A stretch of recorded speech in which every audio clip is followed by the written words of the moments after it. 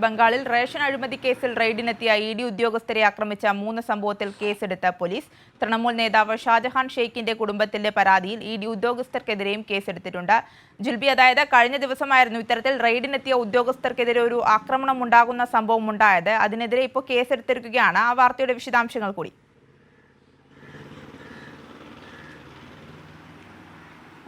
ആര്യ, ബംഗാളിൽ ഇഡി ഉദ്യോഗസ്ഥർക്കെതിരെ വലിയ രീതിയിലുള്ള ആക്രമണം ഉണ്ടായത് കഴിഞ്ഞ ദിവസങ്ങളിൽ നമ്മൾ കണ്ടതാണ്. കഴിഞ്ഞ 2 ദിവസമായിട്ട് ഇത്തരത്തിൽ പരിശോധനയ്ക്ക് വേണ്ടി റേഷൻ അഴിമതി കേസിൽ പരിശോധനയ്ക്കായി എത്തിയ ഇഡി ഉദ്യോഗസ്ഥർക്ക് നേരെയാണ് വലിയ രീതിയിലുള്ള ആക്രമണം ഉണ്ടായത്.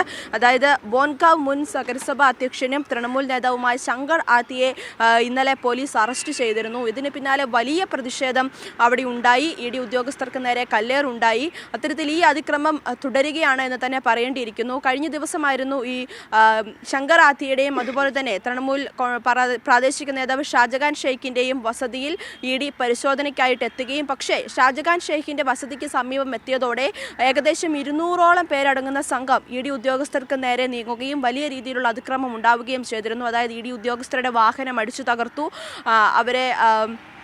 അവരുടെ വാഹനം തല്ലി തകർക്കുകയും അവർക്ക് പരിക്കേൽക്കുകയും ചെയ്യുന്നൊരു സാഹചര്യം ഉണ്ടായിരുന്നു. വലിയ രീതിയിൽ കല്ലേറുണ്ടായി. അതുപോലെ തന്നെ ഈ റിപ്പോർട്ട് ചെയ്യാൻ പോയ ഒരു മാധ്യമപ്രവർത്തകൻ ഇതിൽ പരിക്കേറ്റിരുന്നു. അതുപോലെ തന്നെ ഈ ഇഡി ഉദ്യോഗസ്ഥർക്ക് സുരക്ഷയ്ക്കായി പോയിരുന്ന കേന്ദ്രസേന CRPF ഉദ്യോഗസ്ഥന് പരിക്കേറ്റിരുന്നു. അത്തരത്തിൽ വലിയ രീതിയിലുള്ള ഒരു ആക്രമണം തന്നെയായിരുന്നു കഴിഞ്ഞ ദിവസങ്ങളിലൊക്കെ അവിടെ നടന്നത്.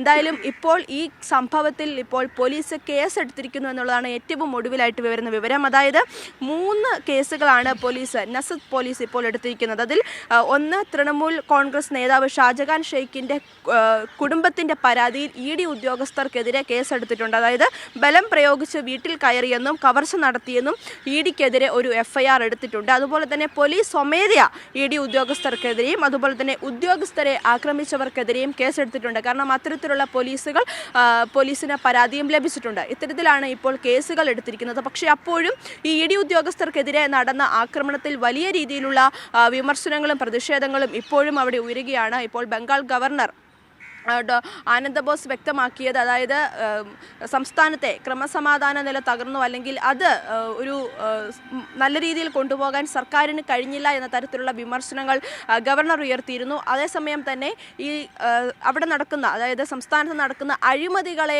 മൂടിവെക്കാനുള്ള ശ്രമം തൃണമൂൽ നടത്തുന്നുവെന്ന് CPIM ആരോപിച്ചിട്ടുണ്ട്.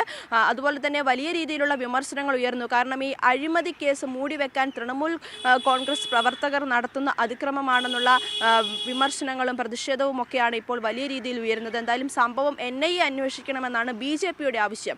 എന്തായാലും ഇത്തരത്തിൽ കഴിഞ്ഞ കുറേ മാസങ്ങളായിട്ട് ഈ റേഷൻ അഴിമതി കേസുമായി ബന്ധപ്പെട്ട് തൃണമൂൽ കോൺഗ്രസ് നേതാക്കളുടെ വീടുകൾ റെയ്ഡ് നടത്തുകയും നേരത്തെ ഭക്ഷ്യമന്ത്രി അറസ്റ്റിലാവുകയും ഒക്കെ ചെയ്തിരുന്നു. എന്തായാലും ഇതിനൊക്കെ പിന്നാലെയാണ് വീണ്ടും പരിശോധനയ്ക്കെത്തി ഇഡി ഉദ്യോഗസ്ഥർക്ക് നേരെ ആക്രമണം ഉണ്ടാവുകയും ശേഷം ഇപ്പോൾ വലിയ രീതിയിലുള്ള പ്രതിഷേധങ്ങളൊക്കെ അവിടെ തുടരുന്നത്. ഏറ്റവും ഒടുവിലായിട്ട് പോലീസ് കേസെടുത്തു എന്നുള്ള വിവരങ്ങളാണ് ഇപ്പോൾ പുറത്തു വരുന്നത്. ശരി ജിൽബി, സമഗ്രമായ വിവരങ്ങളാണ് ജിൽബി നൽകിയത്.